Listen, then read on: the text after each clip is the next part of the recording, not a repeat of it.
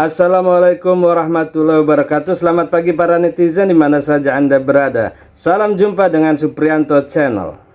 Rincian uang pungli di sekolah perwira polisi dibeberkan IPW 3 bulan 100 juta rupiah. Sekolah pembentukan perwira Polri di Sukabumi, Jawa Barat diterpa isu tak sedap karena diduga ada indikasi pemerasan dan pungli. Hal itu diungkap Ketua Indonesia Police Watch, Sugeng Teguh Santoso, yang menduga selama bulan April hingga Agustus 2024 perputaran uang pungli itu mencapai 240 miliar rupiah. Uang itu dipungut dari siswa polisi berpangkat bintara yang menempuh pendidikan di Setupa. Para siswa itu menjalani pendidikan sejak 18 April hingga 15 Agustus 2024. Diduga selama 3 bulan menjalani pendidikan, mereka sudah mengeluarkan uang sekitar 100 juta per orang sebagai uang atau pungutan. Kalau di total, perputaran uang dari siswa anggota Bintara Polri untuk pendidikan perwira tersebut berkisar 240 miliar rupiah, kata Sugeng dalam keterangan tertulis pada Sabtu 24 Agustus. Sugeng juga merinci peruntukan uang pungutan tersebut diantaranya iuran menembak sebesar 300.000, iuran judo 500.000, iuran SAR 300.000, dan iuran ekspedisi darat 500.000 rupiah. Selain itu ada pula iuran bagi tenaga pendidik yang harus diberikan siswa sebesar 1 juta rupiah. Disebutkan Sugeng, siswa juga harus memberikan uang jika ingin memperoleh izin khusus yaitu di kisaran 10 hingga 15 juta rupiah. Ada lagi iuran untuk pola pengasuhan sebesar 200.000, sumbangan pendamping yang meminta fasilitas hotel, mobil, dan rekreasi 1,3 juta per siswa.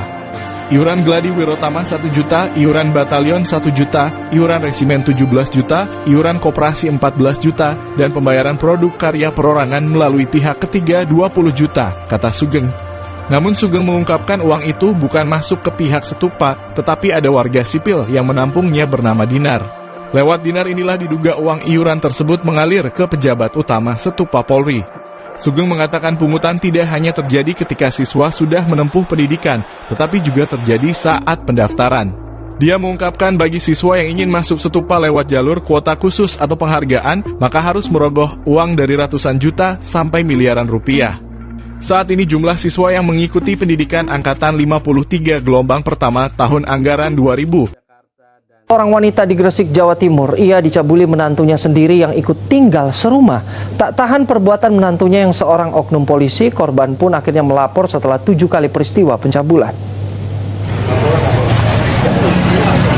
Kasus asusila di Gresik, Jawa Timur ini sungguh miris. Diduga seorang anggota polisi mencabuli ibu mertuanya sendiri. Tak tahan dengan perbuatan menantunya, DM yang berusia 50 tahun, Kamis siang mendatangi Mapolres Gresik didampingi kuasa hukum serta putrinya yang tak lain adalah istri terlapor. Kasus ini menjadi ironi bagi korban karena terduga pelaku baru 6 bulan menikahi putrinya dan ikut tinggal satu rumah. Namun 3 bulan terakhir DM tak menyangka menantunya kerap bertindak asusila, meraba-raba bagian intimnya meskipun di rumah sedang ada suami dan juga putrinya.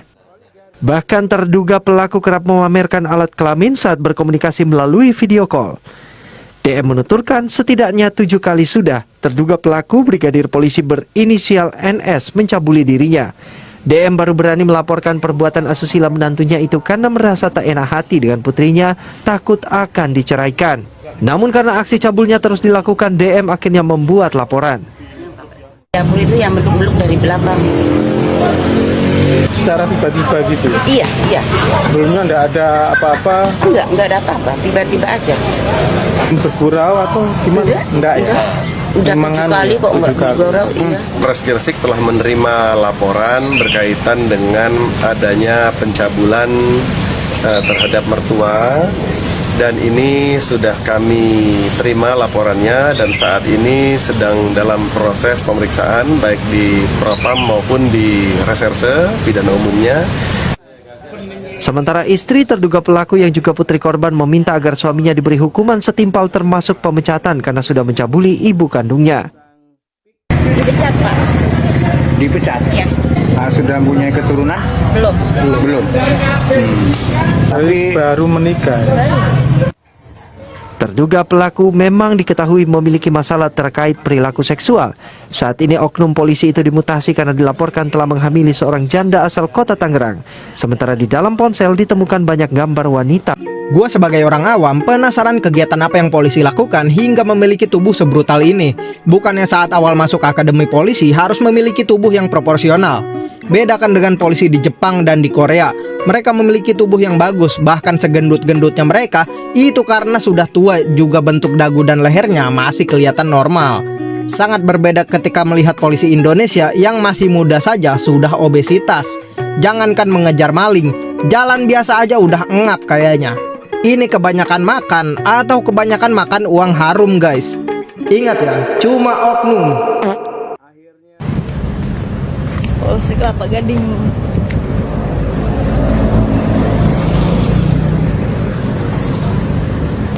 Halo.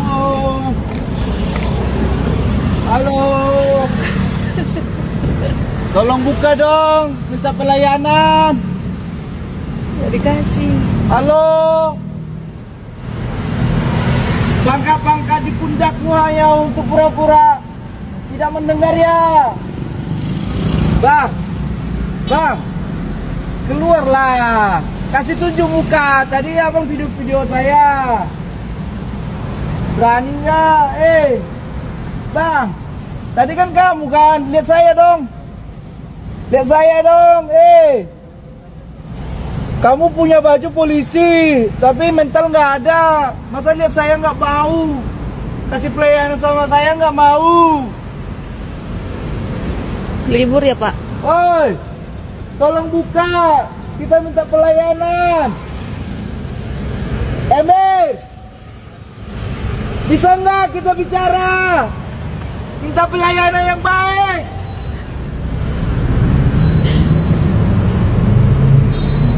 Polisi kok hanya duduk di kantin. Oi, di kantin aja kerjaannya emang.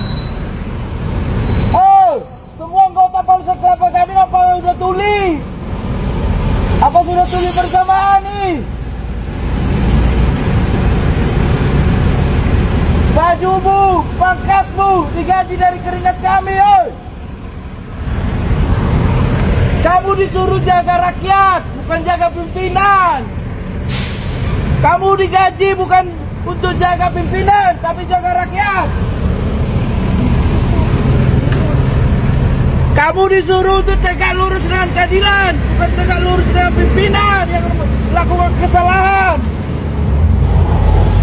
Oi, pada tulia. Oi.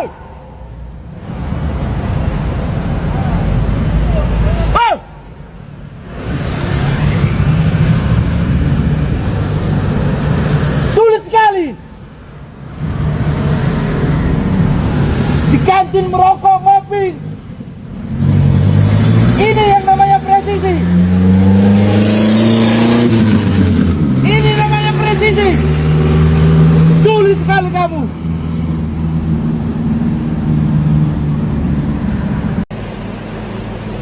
Polisi apa kalian ini? Apa tanggung jawab kalian untuk menjaga keamanan Republik ini? Di mana coba tanggung jawab kalian? Oh, manjat. Nggak boleh begitu, Bapak. Kalian tuh adil lah. Adil tuh sejak dalam pikiran. Tindakan pun pasti adil. Kalau tadi terjadi konflik horizontal, siapa mau kalian persalahkan? Masyarakat yang akan jadi korban. Kalian paling tinggal langkah-langkah aja. Kalian pemicunya kok. Kalian pemicunya. Ya. Jadi kalau ada apa besok, ya, pemicunya adalah polisi. Karena kalian tidak bisa memberikan rasa adil, tidak bisa menjamin keamanan.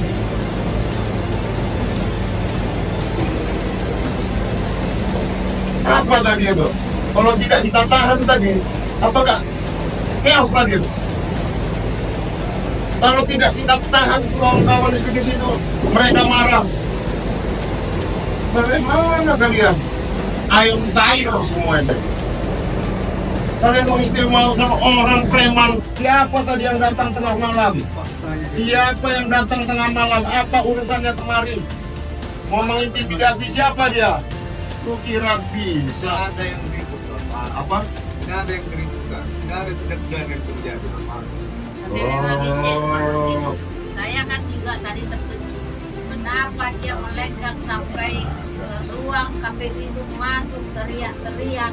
Sedangkan masa aja orang bapak ini. Dibayar berapa kalian? Dibayar berapa kalian? Siapa yang bayarkan dulu, Pak? Kenapa kalian tidak adil begitu? Di mana tidak adilnya, Bapak? Di mana preman kalian masuk ini kemari? Iya, Bapak, di situ. Jangan boleh preman kalian masuk ke. Pak, mohon izin ya Pak. Iya, Pak. Lewat dari jam 2, mohon izin Pak. Keluar dari kita mau. Iya. Mohon izin semuanya. Ya. Keluar. Dengan sangat hormat. Dengan sangat Kita juga memang mau pergi dari tadi. Cuman bapak-bapak aja membiarkan preman masuk kemari. izin semuanya. Ya, mohon izin. Iya, iya. Tenang, Pak. Bentar, kita tenang dulu. Dia kepala desa ini mengaku diminta oleh polisi untuk mendukung Lutfi. Betul. Oh, Betul. oke. Betul.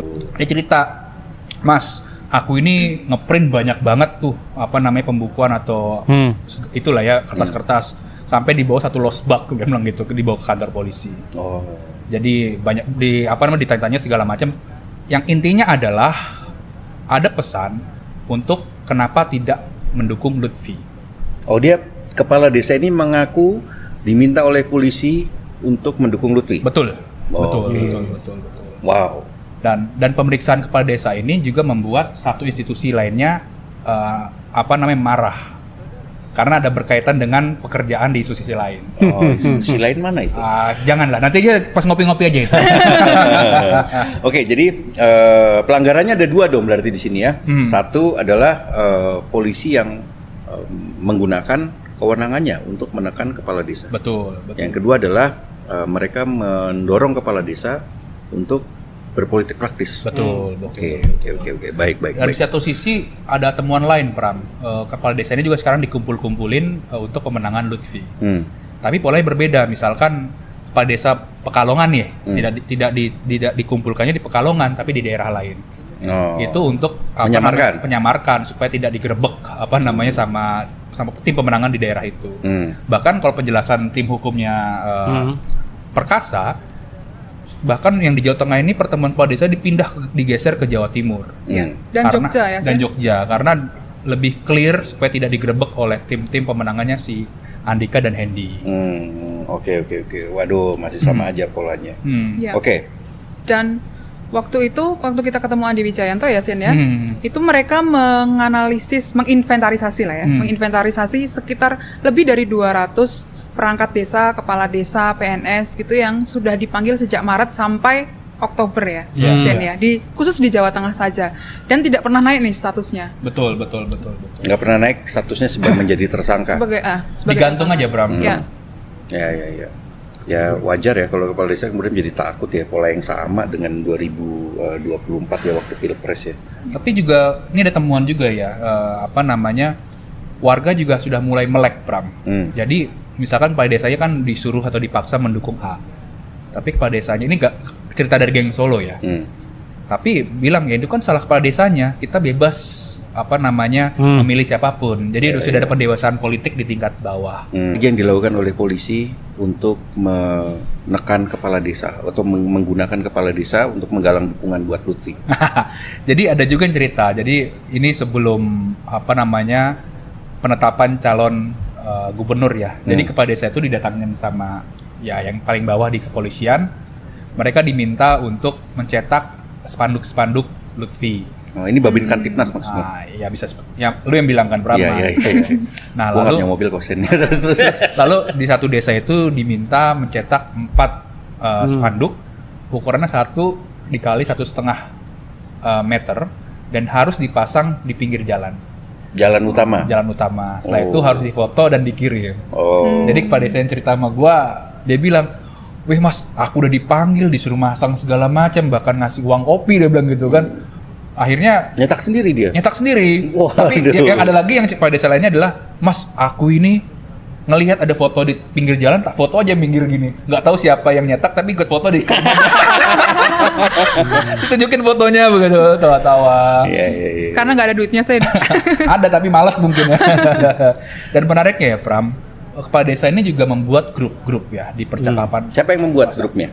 Polisinya? Bukan polisi, perkumpulan kepala desa di Jawa Tengah. Jadi gue mengecek 2 handphone kepala desa, gue mainin grup WhatsApp. Ada 3 grup WhatsApp ya kalau gue lihat. Yang pertama adalah Kopel. Kopel ini adalah Komando Pemenangan Lutfi KSB. Itu grup pertama. Anggotanya sekitar 87 orang. KSB itu adalah Ketua Sekretaris Bendahara Kepala Desa. Lalu ada juga Kopel Jawa Tengah yang beranggotakan sekitar 200 orang lebih begitu ya. Lalu ada juga Kopel saja bahasanya sekitar 60-an atau 70-an anggotanya. Gue lihat nomor-nomornya, gue hitungin satu persatu. Gitu. Di percakapan itu yang ngebahas soal pemenangan Lutfi, lalu juga permintaan alat peraga kampanye dan lain-lain. Bahkan ada juga tuh misalkan ada konten TikTok di situ dikomentarin, yuk kita komentarin positif gitu. Soal Lutfinya ya. Soal Lutfinya. Segitunya butuh didukung ya, mengerahkan kepala desa. Jadi kepala desa ini juga menjadi buzzer juga dong di situ. betul. Jadi harusnya kalau gue membayangkan ya, bukan pilkada lagi sih kan pilkada pemilihan kepala daerah gitu ya. Pilkada ODES. Apa itu? Pemilihan kepala daerah oleh kepala desa. Demikian saudara, apa pendapat Anda silahkan ditulis di kolom komentar. Terima kasih telah menyaksikan video ini sampai selesai. Wassalamualaikum warahmatullahi wabarakatuh.